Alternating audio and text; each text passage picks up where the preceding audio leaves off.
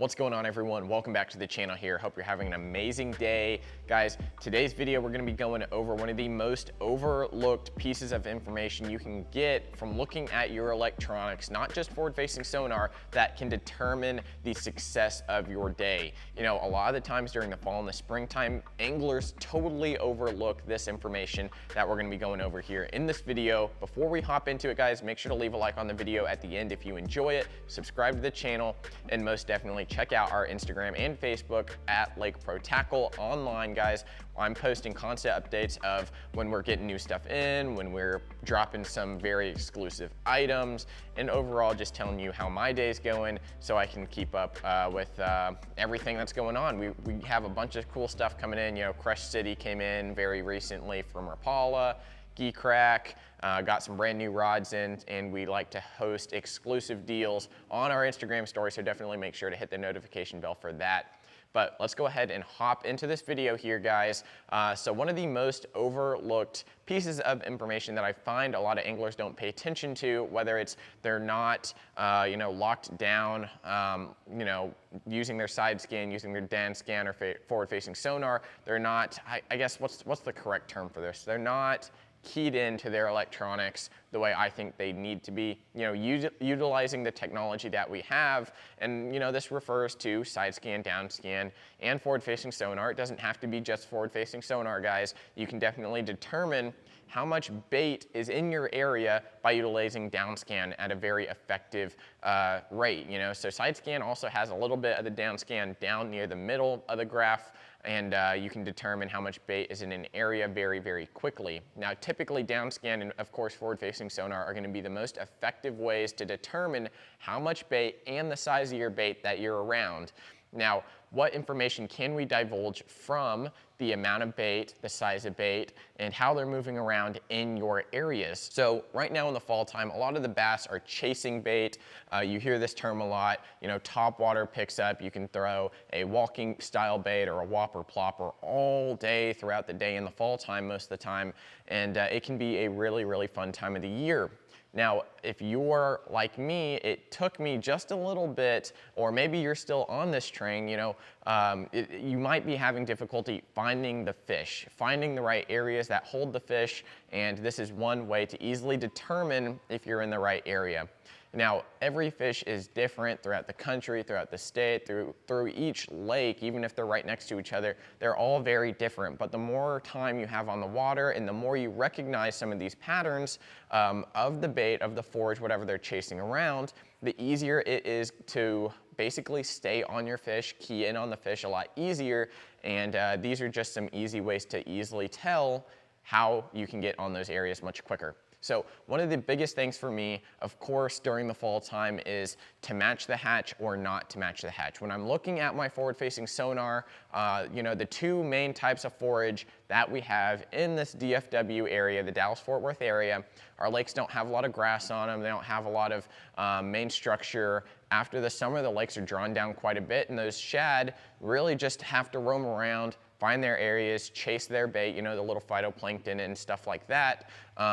Basically, what I'm looking for on my forward-facing sonar are one of two things. Typically, it's going to be the threadfin shad, which show up in bigger bait balls. They create those really, really big clouds of bait, and typically they're a lot smaller, so they don't ping as much off the graph. And that's one way you can tell on your down scan and your forward-facing sonar. If you see giant just clouds of little shimmers and stuff, that is going to be your threadfin shad. Another thing to look out for is going to be your gizzard shad. Typically, gizzard shad, they can range from little itty bitty gizzard shads, but the ones that you're targeting with something like a mag draft are gonna be your 6 to 8 to 9 to 10 inch gizzard shad, and they can get really, really big.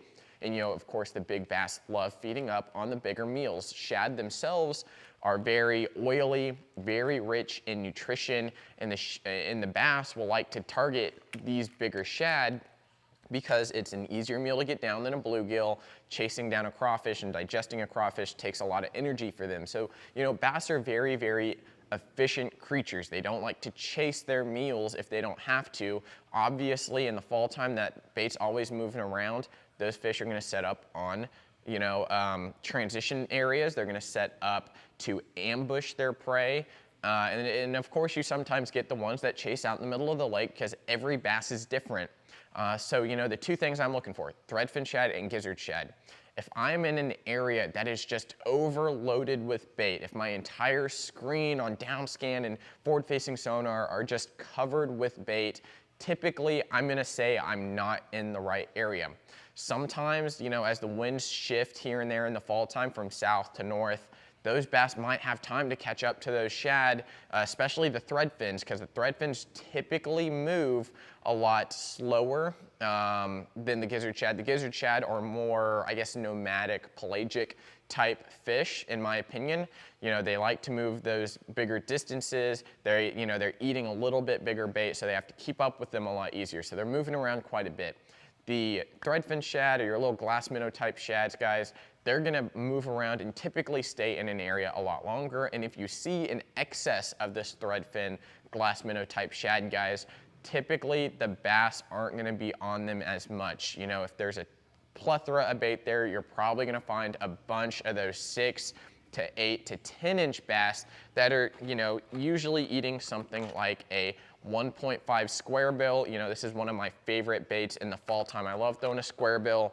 Typically, I get away from it though, especially because everyone's throwing it.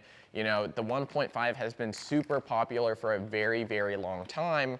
One of my new favorites that I absolutely love, and I talk about it a lot, is the DT8. You know, what's awesome about the DT8 is it maintains its smaller profile from something like a DT6, but it has a slightly bigger bill on it, and the bill on the DT8 is not as wide as a DT10, so it has a very finesse action, has a very finesse presence, and I feel like I get bit more on this guy than the 10 or the 6 put together.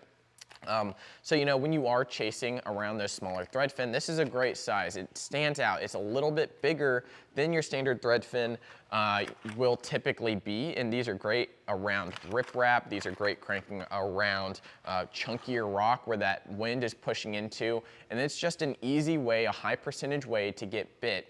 If you're really chasing those bigger fish, definitely be on the lookout for those bigger shad, the gizzard shad. As they move into areas, you're gonna notice a lot smaller, tightly compacted bait balls. You know, the reason they move around in tight, compact balls is because they look like a bigger presence. And they can really trick those bass as they move together. You see, you know, like Finding Nemo, think of that scene where all those, I guess like sardines or whatever, they move together in a pack.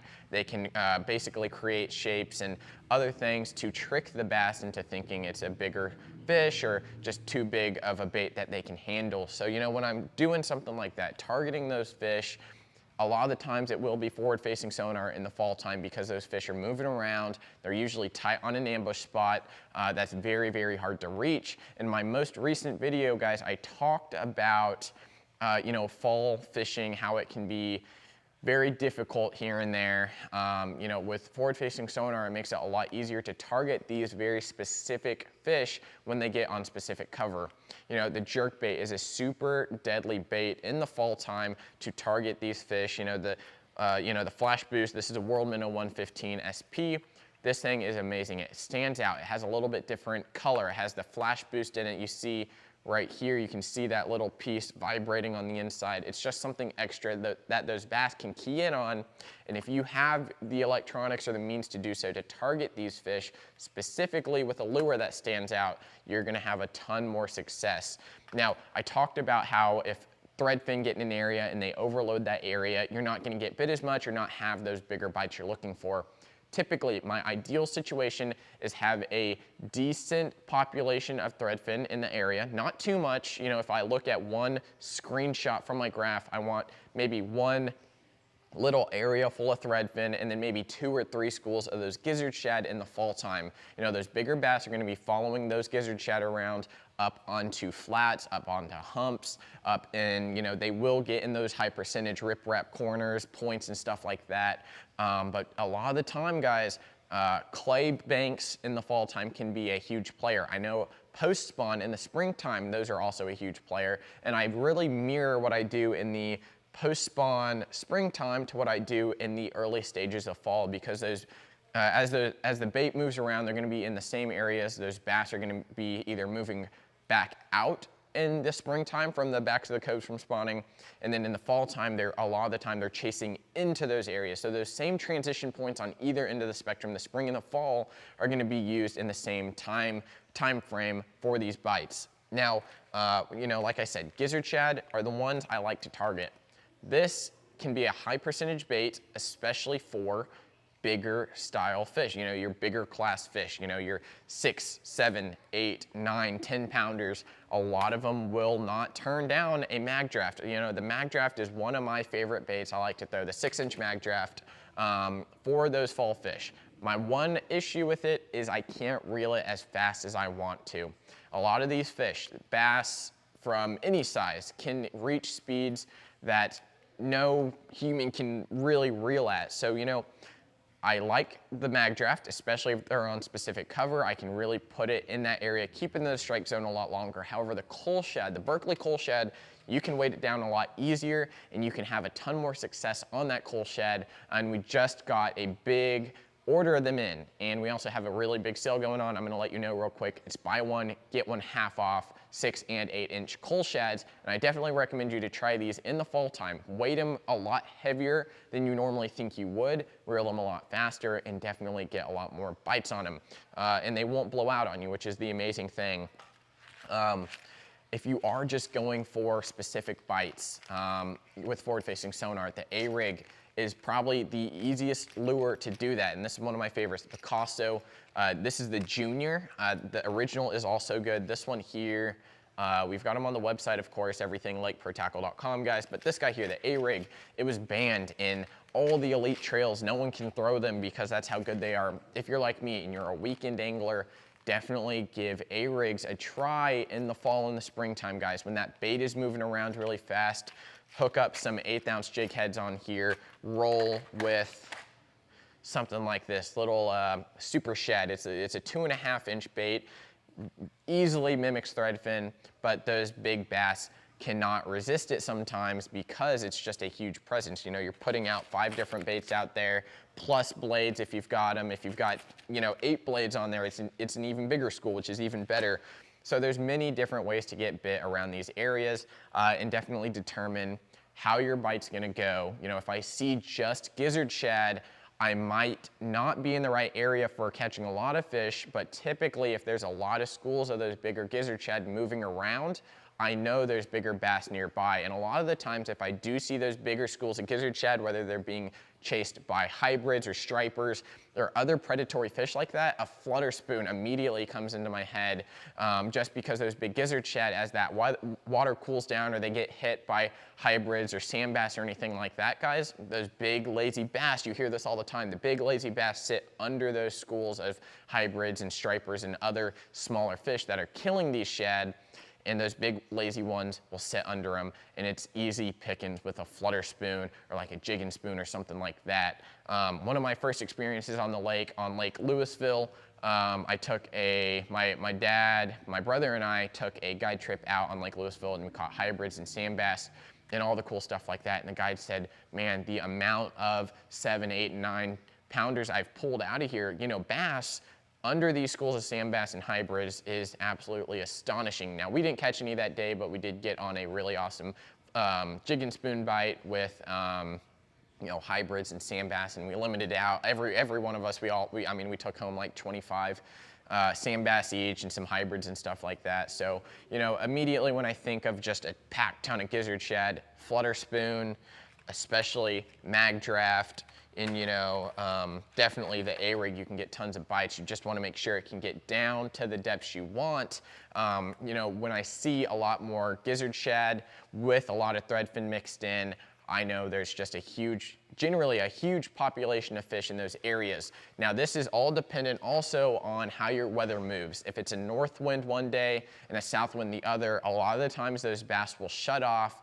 They'll lock down on areas as they try to figure out where the bait's going. Now, they'll still eat here and there, but it definitely, I think, messes up the bite sometimes. If you get an area, let's say fishing the bridge. I had an amazing weekend last weekend fishing the Lake Louisville 35 bridge. as I saw more and more bait come in there, more and more threadfin schools, more and more gizzard shad schools, it got just overrun, tightly packed with bait, and there wasn't as much wind on those areas, and those bass could spread out, they could chase bait wherever they wanted. Typically in the fall time, I love fishing in the nastiest wind possible, and it makes it hard on the knees, makes it hard on the back, but those fish set up really, really specific to whatever cover they have, whether it's the boulders, the riprap, the bridge pilings, and I definitely keyed in on those bridge piling bites. Those fish were definitely set up behind the windblown part of the railroad pilings, on the main highway pilings. They were never full blown into the wind. They were usually right behind it, waiting to ambush those big gizzard shad, the threadfins, and it just made it for an awesome day of fishing, especially with the forward-facing sonar. And you know, that's really the main situations that I like to key in on in the fall. So my recommendation to you, use your electronics if you've got them. Downscan works perfectly fine.